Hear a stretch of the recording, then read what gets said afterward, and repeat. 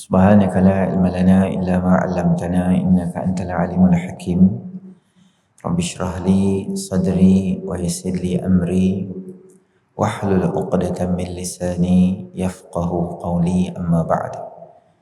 Tuan Imam, ahli jawatan kuasa, tuan-tuan muslimin muslimat yang dirahmati oleh Allah Subhanahu Wa Taala. Pertamanya kita panjatkan kesyukuran kita kepada Allah Subhanahu Wa Taala kerana dengan limpah rahmatnya Allah Subhanahu Wa Taala beri kita sama-sama peluang berada di dalam majlis ilmu kita pada malam ni. Moga-moga kehadiran kita akan termasuk di dalam mizan hasanatina, timbangan amal soleh kita nanti. Amin ya rabbal alamin. Malam ni tuan-tuan kita akan tengok kitab kita Mukhtasar Ibnu Abi Jamrah pada hadis yang ke-33, sebab beberapa siri yang sebelum ini kita telah lalui di dalam versi online, dan malam ni insyaAllah kita sempat bersemuka. Tuan-tuan ada kitab boleh tengok hadis yang ke-33, 5 perkara yang menghapuskan fitnah. An Huzaifah radhiyallahu anhu qala Rasulullah sallallahu alaihi wasallam, fitnatur rajuli fi ahlihi wa malihi wa waladihi wa jarihi tukaffiruha as-salah was-sawmu was-sadaqatu wal amru wan nahyu. Daripada Sayyidina Huzaifah radhiyallahu anhu katanya, sabda Rasulullah sallallahu alaihi wasallam, fitnah seorang lelaki pada ahlinya dan hartanya dan anaknya dan jirannya dapat dihapuskan semua itu oleh sembahyang, puasa, sedekah dan suruhan dan larangan. Hadis malam ni tuan-tuan muslimin rahmati oleh Allah Subhanahu Wa Taala, baginda Rasulullah sallallahu alaihi wasallam nak terang pada kita, fitnah atau cubaan atau ujian ni kepada seseorang manusia dia boleh mai dalam beberapa jenis. Kadang-kadang ujian ni mai dengan isteri, kadang-kadang ujian tu mai dengan anak, kadang-kadang ujian tu mai dengan harta, kadang-kadang ujian tu mai dengan jiran atau orang sekeliling kita. Ujian atau percubaan ni adalah satu benda yang lumrah dalam kehidupan manusia. Ini sunnatullah. Sunnatullah ni maknanya apa? Ketetapan Allah Ta'ala. Bila kita hidup ni, dia tak ada hidup tu dia cantik, dia jalan cantik, elok macam tu je tak. Kebiasaannya Allah akan buat ada di sini ujian, di sini ujian, dan faktor-faktor ujian tu Nabi SAW gariskan ada beberapa benda. Yang pertama berkaitan dengan ahli keluarga dia, isteri dia. Yang kedua harta dia. Yang ketiga berkaitan dengan anak dia. Kemudian jiran dia. Ada beberapa benda lah. Terutama Nabi SAW highlight 2 benda. Satu keluarga, isteri dan anak. Maknanya orang yang berkahwin, ujian dia lebih besar lagi Allah Subhanahu Wa Taala akan beri, bukan sahaja dengan diri dia. Kalau orang yang tak kahwin lagi, dia nak jaga tu jaga diri dia seorang. Tapi bila orang tu dah berkeluarga, dia boleh jadi ujian tu dengan pelbagai aspek ataupun benda yang ada di sekitar dia. Kadang-kadang ujian dengan isteri dia. Berapa ramai manusia yang dulu dia hidup dalam keadaan yang tak semayang, dalam keadaan yang lara, tiba-tiba Allah bagi hidayah pada dia. Tapi yang bersedia untuk ubah daripada zaman gelap pada cahaya tu dia seorang. Isteri dia belum sedia untuk berubah lagi. Suami baguslah, alhamdulillah, main masjid, main ceramah, main surau dan sebagainya. Tapi isteri masih dalam keadaan yang sama juga. Satu ujian untuk dia. Orang kata kat dia, hang tengok hang jadi bagus, isteri hang pula jadi punca pada dia. Dalam proses nak didik dia tu lah. Kadang-kadang disebabkan isteri juga, suami ni sebab isteri tu dia nak hidup dengan lebih daripada apa yang suami dia mampu. Suami dia kerja macam ni, adalah gaji sekian-sekian. Tapi isteri punya selera tu nak rumah yang selesa, nak kereta yang selesa. Tak boleh tengok jiran dia beli barang, tak boleh tengok orang tukar kereta, tak boleh tengok orang update kedai-kedai makan nak sedap-sedap ke apa ke, nasi arak hak RM50, RM60 tu. Dia duk haru suami dia suruh pergi makan. Dah suami dia tu, tahulah dia bekerja apa penat tu. Tapi disebabkan nak memenuhi keperluan isteri tu, dia usaha. Kadang-kadang suami tu boleh jadi cara yang halal, ataupun kalau suami tu baik, dia usaha cara baik. Tapi kalau suami tu dapat tekanan, dia pun jadi serabut dah, maka akhirnya apa? Dia akan cari jalan yang tak baik. Curi ke, riba ke, ataupun dia nak cari rasuah ke, mana pun tak apalah. Janji aku ada satu sumber kewangan, yang kewangan tu aku boleh guna untuk memenuhi keperluan isteriku. Halal atau tak halal tu nombor dua. Janji dia boleh bagi kebahagiaan pada isteri. Kadang-kadang disebabkan isteri menyebabkan kita jadi susah, bukan saja di dunia, boleh jadi ke akhirat. Nak senang lagi apa? Dia fikir boleh buat benda-benda salah di sisi undang-undang. Dia dadah ke yang tu yang ni, benda-benda boleh cepat dapat duit yang banyak, tapi risiko akhirnya jadi susah. Boleh jadi tak? Boleh jadi juga. Semua disebabkan isteri. Allah bagi ujian pada seseorang tu tak sama dengan tahap seseorang yang ada kat muka bumi tu. Boleh juga kadang-kadang ujian tu dia datang dari segi apa? Dari segi anak dia. Dari segi anak dia. Ada orang yang Allah bagi anak kat dia, ada orang yang Allah tak bagi anak. Bagi anak pun satu ujian juga. Tak dapat anak pun ujian juga. Orang duk tanya, bila ni, bila lagi. Kita pun tak larat. Anak ni bukan beli market, boleh beli kat market Batu Lancang. Kalau boleh beli, aku nak beli juga lah. Dan anugerah Allah Ta'ala. Hantelan bi ubat apa pun, dah tak mau Allah tak bagi. Jenis tak mau tu kadang-kadang Allah bagi pula. Tak mau sampai buang-buang. Kawan tu 25 tahun tak ada anak. Semua tu kuasa Allah Ta'ala. Allah bagi anak, belum tentu anak tu bagus. Boleh jadi anak tu Alhamdulillah. Kalau boleh jadi anak tu, boleh tahan juga hantu ayak dia tu. Habis segala motor orang dia ambil, kereta orang dia ambil, tipu sini, ranjau sini, hidup. Polis setiap hari main rumah kita. Daripada sekolah rendah lagi polis main rumah. Sebab apa? Basikal hilang, sat-sat ni hilang. Hilang barang, polis tak ada orang lain main cari rumah kita. Haji, abang sihat ke? Ya, sihat. Tuhan ada apa pula hilang ni? Bapak dia berkenal. Mak dia berkenal lah. Encik Azman, mai. Polis tu sambil masuk dalam rumah dia minum ayak. Kenal ingat tiap-tiap minggu duk main.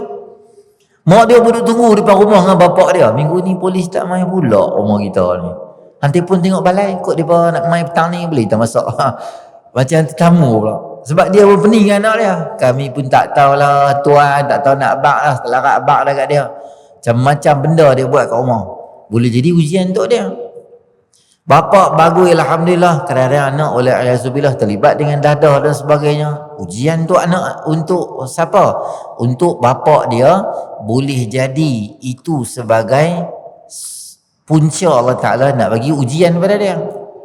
Ataupun kata Nabi SAW, ujian tu dia boleh datang juga ke orang dengan harta wang ringgit dia. Ada orang tak ada duit, tu ujian juga untuk dia. Dengan miskinnya, dengan susahnya, dengan tambah keadaan sekarang ni tuan-tuan, asnaf zakat meningkat dengan tiba-tiba.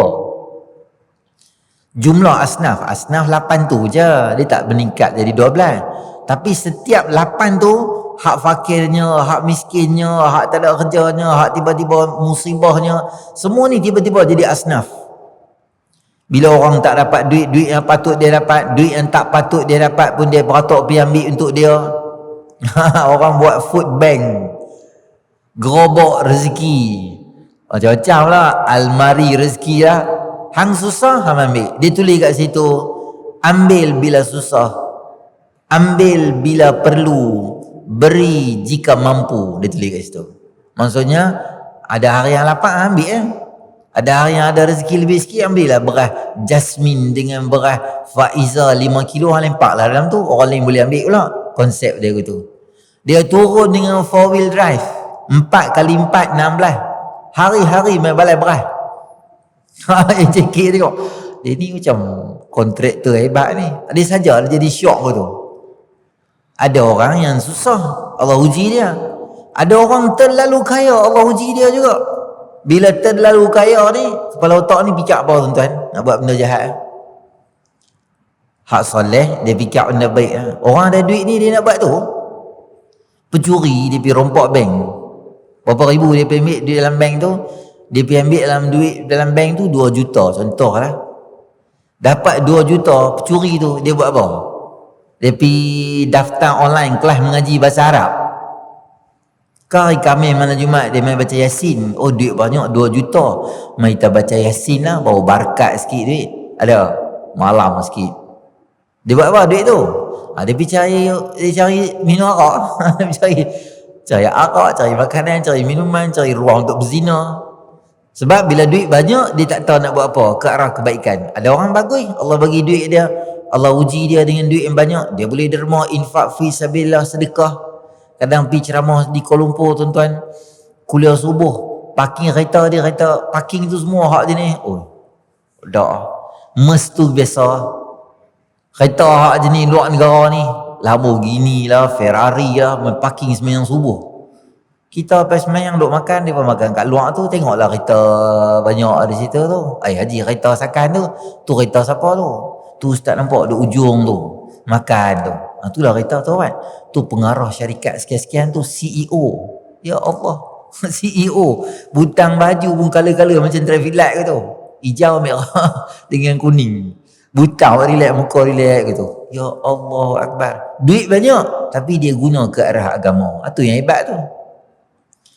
Kita duit ada lah juga, taklah terang mana pun. Pakai saga pun, laga masjid tak main. Masjid tak main. Kalau kereta mewah-mewah dah. Ujian Allah bagi kat orang tu dengan duit. Boleh jadi manusia tu berdosa disebabkan isteri dia ada. Boleh jadi manusia tu dosa disebabkan duit anak dia. Boleh jadi disebabkan duit yang ada, orang tu jadi dosa. Ataupun boleh jadi disebabkan jiran dia boleh jadi sumber dosa pada dia. Sebab apa? Jiran sama jiran, macam-macam masalah yang dia buat. Apa dia? Antaranya adalah kadang-kadang kita bela kucing. Kucing pergi berak di rumah kawan tu, pergi cakap seat motor kawan tu baru beli Y suku. 3 suku note simpan duit nak beli Y suku. Beli malam, pagi esok bawa isteri dia tutup mata lepas sembahyang subuh semua, nak main tunjuk abang ada surprise, abang beli motor, nak main tunjuk lah. Isteri dia pun tutup mata, buka seat tengok ada kucing kat dalam. Kucing Faraid dulu seat dia habis cakap-cakap kata. Dia cakap pula kucing tu. Siapa punya kucing? Kucing jiran dia. Jadi masalah, kadang-kadang dengki dengan jiran, kadang-kadang disebabkan sombongnya, ukhuwah, macam-macam benda disebabkan jiran ni dia boleh jadi, ataupun kita tak selesa dengan nikmat yang Allah bagi kat dia. Allah bagi dia kaya, kita tak puas hati kat dia. Allah bagi dia senang, kita tak suka kat dia. Allah bagi anak dia ramai, kita anak tak ramai, kita tak suka kat dia.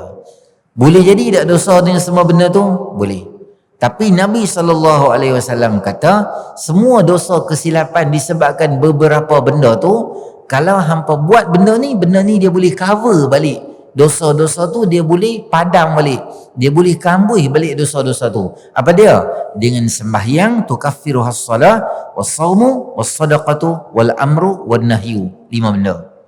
Pertama dengan sembahyang, kedua dengan puasa, ketiga dengan sedekah, keempat dengan menyuruh orang buat benda baik, dan kelima dan menghalang orang daripada buat benda jahat. 5 benda ni maknanya dia ada kemampuan untuk menutup kesilapan yang dibuat tadi tu. Nombor 2 saya nak abang, benda baik atau benda-benda soleh yang kita buat, benda tu dia boleh tutup kejahatan atau dosa yang dibuat sebelum daripada tu. Kata Allah Ta'ala, innal hasanati yudhibnas sayyiat. Sesungguhnya kebaikan itu akan menghapuskan kejahatan.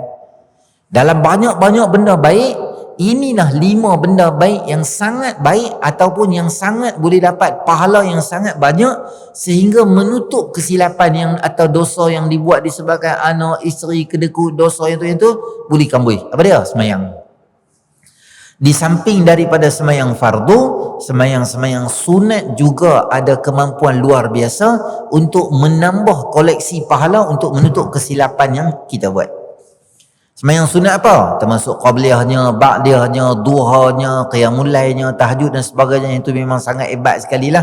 Witir, apa-apa benda nama kata sunat tapi dia versi semayang, kita rebut dan ambil semayang tu. Yang kedua apa dia? Dengan berpuasa. Ramadan tentu dah. Ni kita cerita tambahan apa dia? Isnin, Khamis, puasa hari Ashura, rajin puasa. Semua tu dia menambah pahala untuk menutup kesilapan-kesilapan dan dosa yang dibuat oleh beberapa faktor tadi tu. Yang ketiga, dengan bersedekah. Sedekah ni sama ada bentuk-bentuk yang Nabi SAW sebut ada 7 benda kan. Nabi kata benda tu, sedekah tu yang jariah, maksud dia bergerak berjalan. Apa dia? Kita wakafkan telaga dulu, once upon a time dulu wakafkan tenaga lah. Sekarang ni macam mana nak wakafkan tenaga? Mungkin ada ayat-ayat tapis kita boleh letak kat mak tafis pakai duit kita. Benda tu duduk jalan, orang duduk minum, wakaf sabilillah, letak kat masjid. Benda tu berfaedah, duit juga tapi versi benda. Apa dia kita bantu orang lagi dari segi apa? Kita wakafkan mushaf Al-Quran. Saya selalu habaq kat tuan-tuan nak dapat pahala berlambak, pi dekat Mak Tafiz untuk intake akan datang. Ustaz, bila Ustaz buat intake baru? Oh, kami intake bulan 11. Bulan 11 kami buat interview, bulan 12 kami intake baru. Ustaz, berapa orang selalu Ustaz ambil? Kami biasa ambil 20 orang. Ustaz, 20 orang punya Quran saya nanti bagi kat Ustaz. Ustaz bagi kat saya spek macam mana Quran, macam mana Ustaz mau, atau saya bagi duit Ustaz beli Quran bagi kat mereka. Tuan-tuan budak tu akan baca Quran seumur hidup dah sampai dia mati. Quran yang dia hafal dia akan baca sampai dia mati. Allah bagi pahala tak henti kat kita. Tu nama kata bijaksana. Letak kat masjid boleh juga. Tak ramai lah baca. Muka tuan-tuan lah baca. Muka baik-baik ni. Tu pun baca kat lah. Banyak WhatsApp lah daripada Quran. Quran ada kat lah.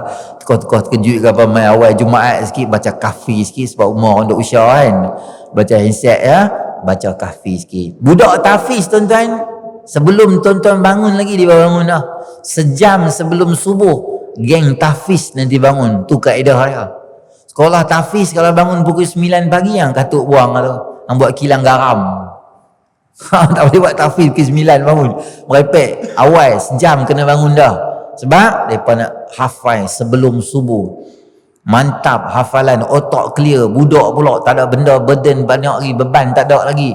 Kau isteri tak ada, anak tak ada, tanggungjawab tak ada. Otak clear. Hafal cap masuk. Awal pagi masuk. Pakai Quran kita tu.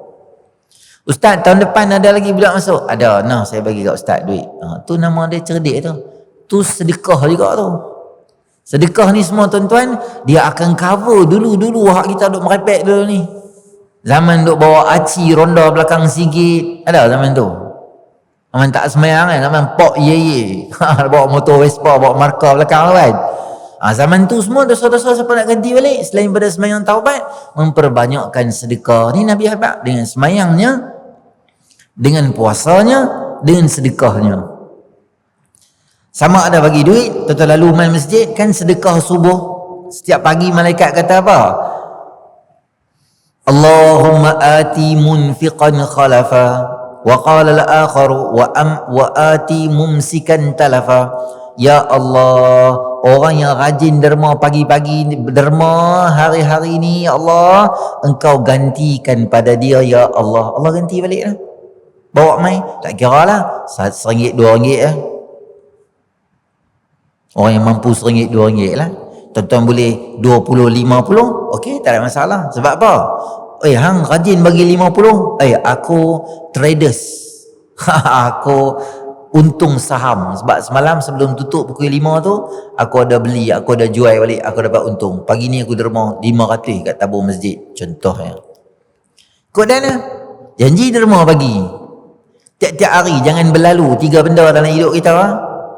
Jangan berlalu 3 benda dalam hidup tak buat satu hari. Yang pertama, jangan berlalu satu hari tanpa kita bersedekah. Bukan sedekah senyum. Tu boleh jugalah kan. Tapi yang tu tak apa perik sangat. Dia kalau hilang kurang duit ni, dia rasa sikit tu berkorban sikit. Duk main senyum saja aku tu. Karen pun duk naik lah. TNB kata Karen naik sebab apa? Ayat tapih. Satu hari ni. Hang pakai ayat tapih, pergi tu ambil bil, pergi senyum kat TNB. Agak lepas tak? Tak lepas. Dia kena bayar dah. Bagi sikit. Duit kita derma infak fi sabilillah. Allah mudahkan untuk kita. Belanja orang. Bagus juga tu tuan-tuan. Tengok member makan kedai kat meja sebelah.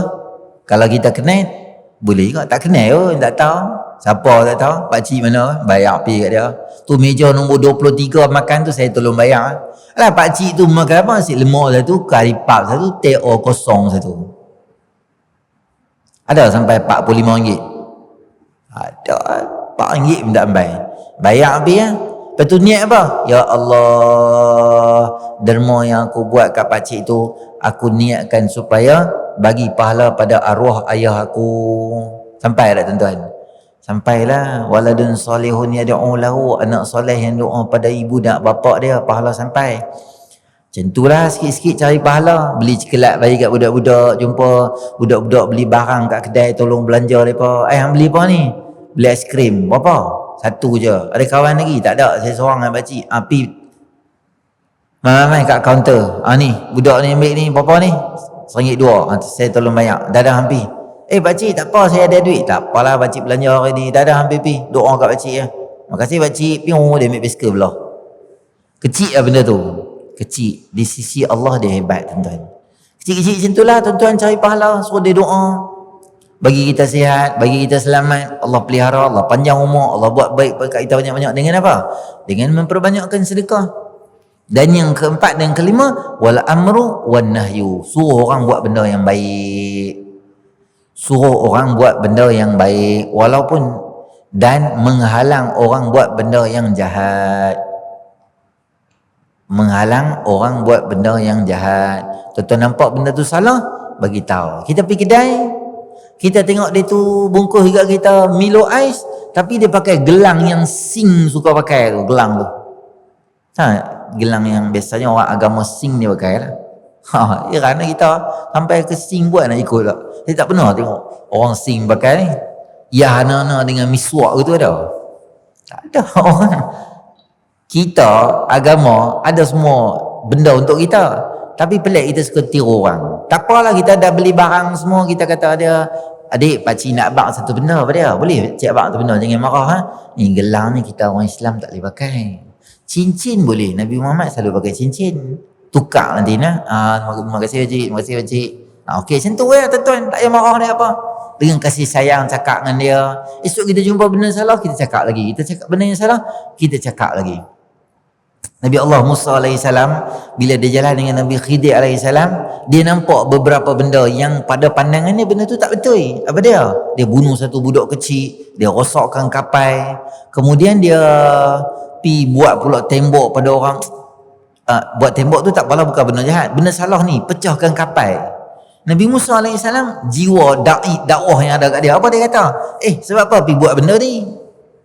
Walaupun kemudian dia dapat, tetapi zahir mata Nabi Musa, benda ni tak apa-apa okey ni. Dia spontan tau. Spontan. Sebab apa hang buat benda ni? Dia cakap tu. Nabi Khidir AS kata apa? Kan aku dah kata kat hang, payah nak sabar dengan aku. Bau-bau teringat. Jiwa bila tak boleh tengok benda tak betul, terus dia nak tegak. Walaupun perbahasan kisah tu panjang. Cuma saya nak ambil kat tuan-tuan, bagaimana sifat seorang da'i apabila dia nak suruh orang buat benda baik atau dia nak menghalang orang daripada buat benda yang jahat tu. Kita tengok apa benda. Kita nak pergi semayang on the way, tengok budak-budak duk lepak bawah pokok ke apa ke. Assalamualaikum, jom ikut pakcik pergi semayang saat dulu. Saya kita main sambung sembang balik. Ada 5 orang, hang tengok aku tengok hang, aku tengok hang, tengok aku. Semua start motor lah. Dia main, tapi 3 orang tak sampai. 2 orang yang sampai. 3 3 orang lagi dia bercunggit belah gitu, jalan terus gitu. Tapi 2 orang mai lah. Boleh tak apalah tuan-tuan, sikit-sikit benda kecil-kecil itu. Puji orang bila orang buat benda yang baik. Oh bagus 2 orang apa? Mana 3 lagi? 3 lagi tak tahu cik, dia berbelah awal lah. Tak apa, hampa mai. Bagus. Lain kali hampa mai. Okey, sekarang hampa pergi sambung lepak balik, sembang balik. Esok budak-budak muda kan. Tapi cara kita tu. Semua benda tu tuan-tuan muslimin rahmati oleh Allah akan menyebabkan seseorang tu dapat pahala ganjaran yang sangat banyak sehingga dia boleh kebumikan dosa-dosa yang terlibat dengan anak, dengan duit dia, dosa yang menyebabkan dia dengan jiran dan sebagainya. Setengah ulama mensyarahkan hadis ni sebagai gandingan. Maknanya kalaulah dosa tu terlibat antara kita dengan isteri, maka banyakkan sembahyang sunat. Kalau dosa tu adalah melibatkan harta kita, maka banyakkan dengan sedekah. Dia pair macam tu, bagi sama hadis tu.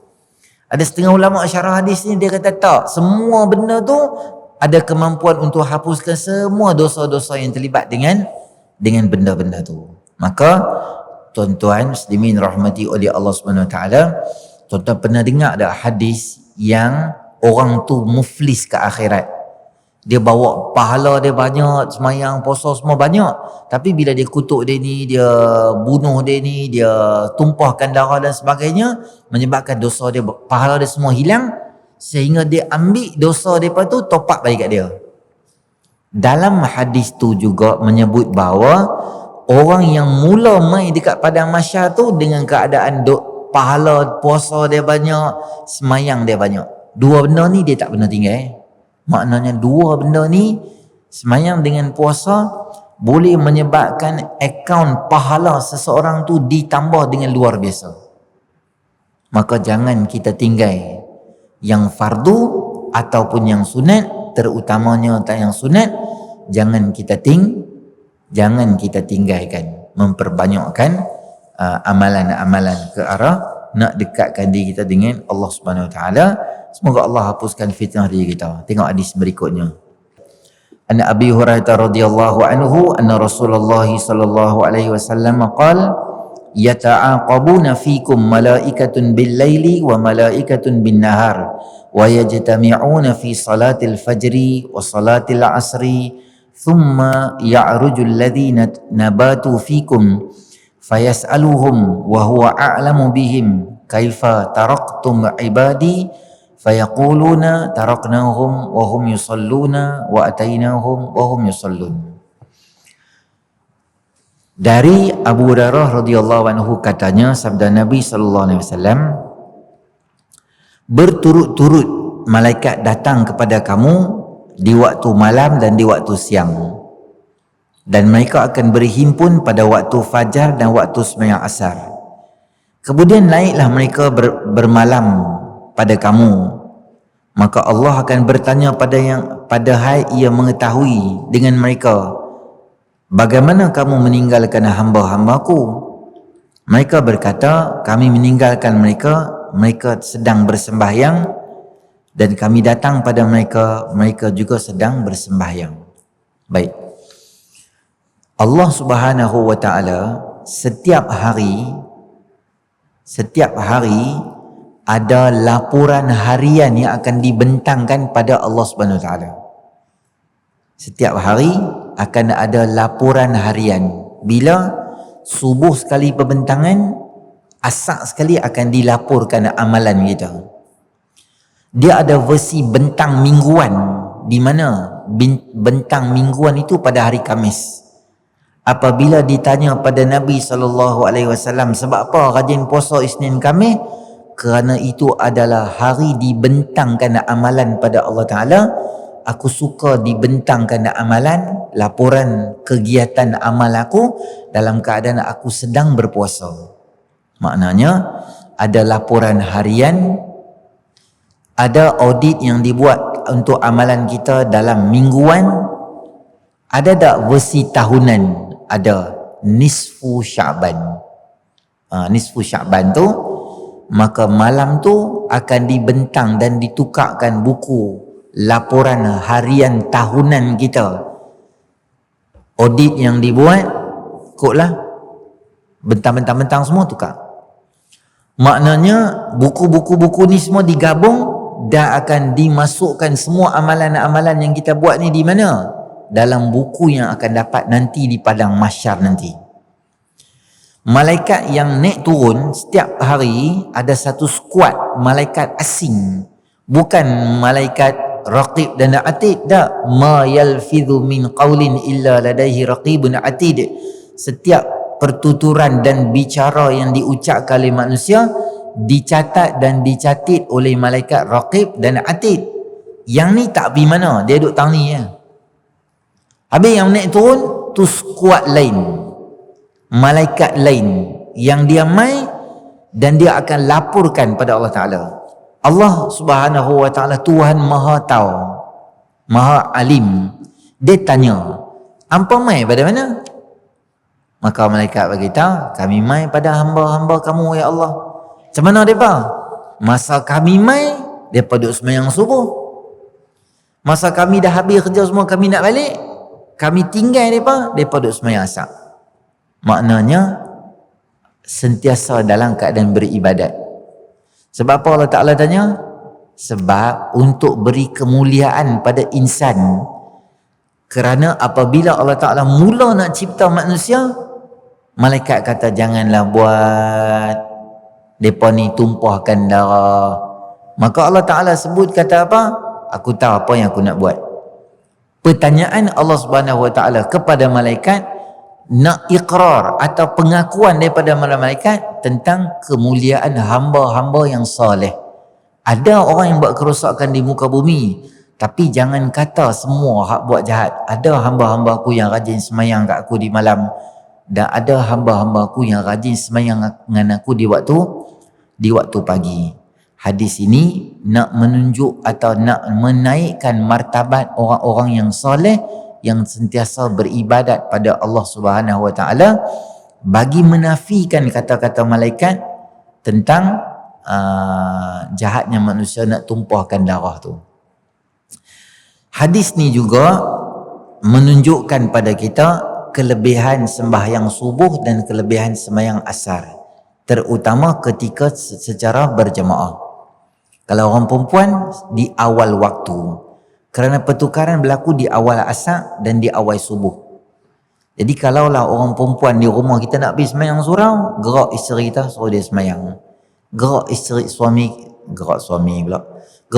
suruh dia semayang. Kita pergi masjid, pergi surau, suruh dia semayang. Supaya bila malaikat main, laporan tu dia habaq, dia akan habaq apa? Semayanglah. Kalau tidak, kami mai ya Allah daripada duk lena, atainahum wa hum naimun wa taraknahum wa hum naimun. Kami mai pun depa lena, kami balik pun depa lena. Ada beberapa benda lagi di dalam hadis ni yang nanti saya akan cakap dekat tuan-tuan, terutama tentang kelebihan subuh dan asar secara berjemaah. Dan juga malaikat ni dia suka cakap benda yang baik. Dia bagi laporan tu laporan yang baik. Nanti kita akan tengok juga perbahasan apa benda antara sifat-sifat malaikat ni. Selain daripada jaga, mereka suka doa kat orang. Selain pada doa kat orang, apa 5-6 benda yang malaikat biasa dan selalu buat kepada manusia tu. Nanti kita akan jumpa dalam siri akan datang nanti insya-Allah. Kita masuk hadis tu dan kita akan tengok hadis 35 tinggal semayang dan sunat menguatkan suara ketika azan. Baik, auzubillahi minasyaitonir rajim. Bismillahirrahmanirrahim. Alhamdulillahirabbil alamin. Wassalatu wassalamu ala asyrafil anbiya'i wal mursalin wa ala alihi washabbihi ajma'in. Allahumma anfa'na bima 'allamtana wa 'allimna ma yanfa'una wa zidna ilma. Rabbana atina fid dunya hasanah fil akhirati hasanah wa qina adzabannar. Wa sallallahu ala sayyidina Muhammadin nabiyil ummi wa ala alihi washabbihi ajma'in. Alhamdulillahirabbil alamin. Subhanakallahumma wal 'asr innal insana lafi khusr illal ladzina amanu wa 'amilus solihati tawasaw bil haqqi tawasaw bis sabr. Subhana rabbika rabbil izzati amma yasifun. Wassalamun ala mursalin. Alhamdulillahi rabbil alamin.